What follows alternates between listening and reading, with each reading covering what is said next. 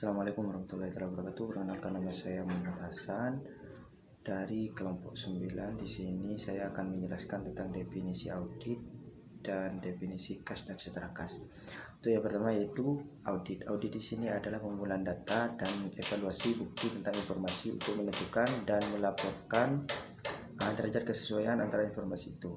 Dan kriteria yang telah ditetapkan oleh audit juga merupakan kegiatan pemeriksaan bukti yang telah dilakukan oleh seseorang atau kelompok independen secara sistematis dan objektif terhadap pernyataan-pernyataan tentang kegiatan dan kejadian ekonomi, dengan tujuan untuk memberikan pendapat atas kesesuaian antara pernyataan dan kriteria yang telah ditetapkan. Kemudian setelah itu dikomunikasikan kembali kepada pihak yang berkepentingan. Untuk definisi kas dan setara kas. Kas di sini yaitu merupakan aset yang dimiliki jangka pendek, dapat digunakan sewaktu-waktu, dan hampir segala transaksi dari perusahaan itu berkaitan dengan kas. Kas di sini juga dapat diubah menjadi aktiva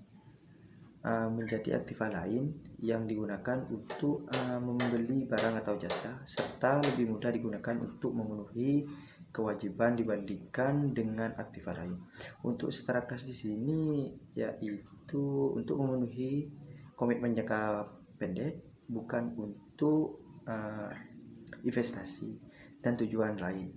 Untuk syarat-syaratnya yaitu setara kas hanya jika segera jatuh tempo di dalam waktu 3 bulan atau kurang dari tanggal perolehannya. Sekian dari saya. Assalamualaikum warahmatullahi wabarakatuh. Saya Deta Aprila Sarifanti. Di sini saya akan melanjutkan materi berikutnya, yaitu tujuan kas dan setara kas. Tujuan dari dilakukannya audit kas dan setara kas yang pertama yaitu untuk memeriksa apakah terdapat internal kontrol yang cukup baik atas kas dan setara kas, transaksi penerimaan dan pengeluaran kas dan bank.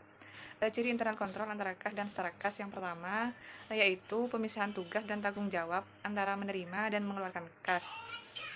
Yang kedua yaitu rekonsiliasi bank dilakukan setiap bulan. Yang ketiga yaitu penggunaan Impress Fund System. Tujuan yang kedua yaitu untuk memeriksa apakah saldo kas dan setara kas ada di neraca pertanggal neraca betul-betul ada dan dimiliki perusahaan. Maksudnya di sini auditor harus meyakinkan dirinya bahwa kas dan setara kas dimiliki perusahaan betul-betul ada dan dimiliki perusahaan, bukan milik pribadi.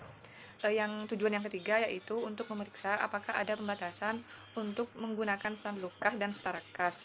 Tujuan yang keempat yaitu untuk memeriksa seandainya ada saldo kas atau setara kas dalam valuta asing, apakah saldo tersebut sudah dikonversi ke dalam rupiah dengan menggunakan kurs Bank Indonesia atau BI pada tanggal neraca, dan apakah selisih kurs yang terjadi sudah dibebankan atau dikreditkan ke laba rugi tahun berjalan.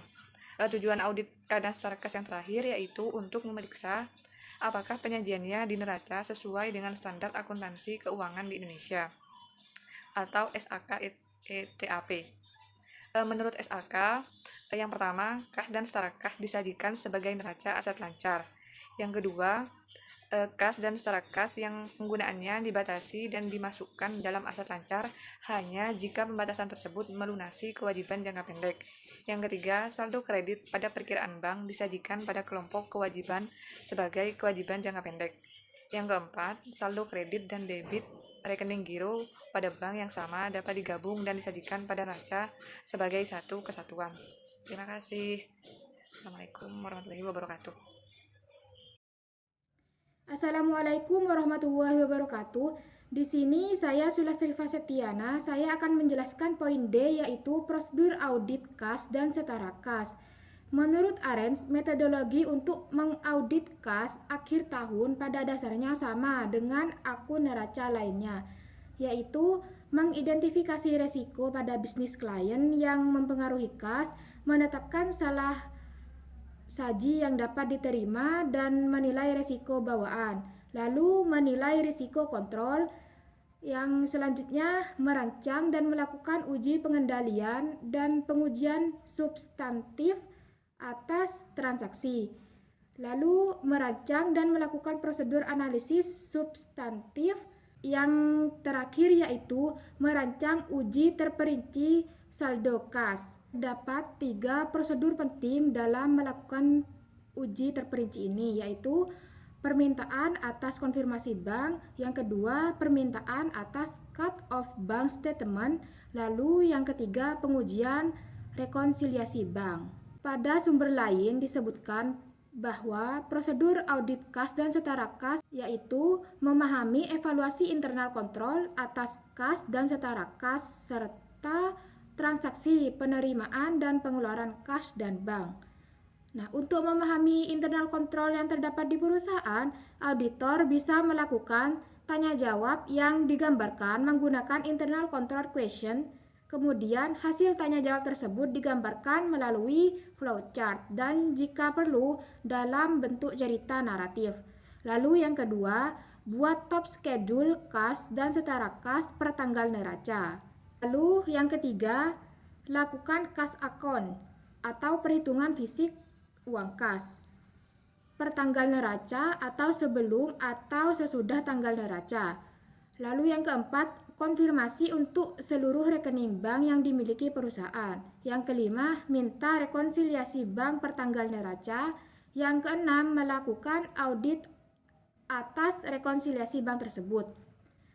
Nah, prosedur audit yang bisa dilakukan di sini yaitu cocokan saldo, periksa voting dan cross voting, lalu cocokkan saldo, periksa outstanding check, dan outstanding deposit ke rekening koran bulan selanjutnya. Lalu periksa biaya administrasi bank dan jasa giro ke rekening koran dan nota debit atau kredit dari bank. Yang ketujuh, review jawaban konfirmasi dan bank. Yang kedelapan, untuk mengetahui apakah ada pembatasan atau tidak, auditor bisa menanyakan kepada klien, mereview jawaban konfirmasi bank, notulen, rapat, dan perjanjian kredit. Lalu yang terakhir, periksa transaksi kas sesudah tanggal neraca. Sekian dari saya. Wassalamualaikum warahmatullahi wabarakatuh.